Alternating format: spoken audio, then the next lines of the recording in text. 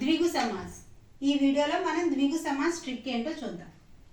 जिस समास का पहला पद संख्यावाची हो उसे द्विगु समास कहते हैं।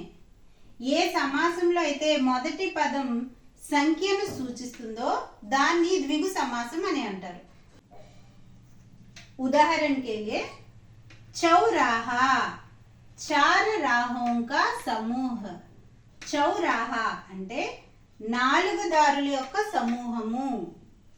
त्रिकोण, तीन कोणों का समूह। మూడు కోణాల యొక్క సమూహాన్ని త్రికోణ అని అంటారు। तिरंगा, तीन रंगों का समूह।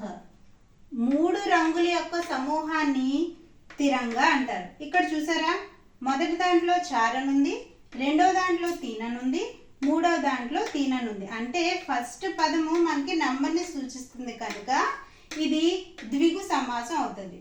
అర్థమైందా పిల్లలు? Thanks for watching.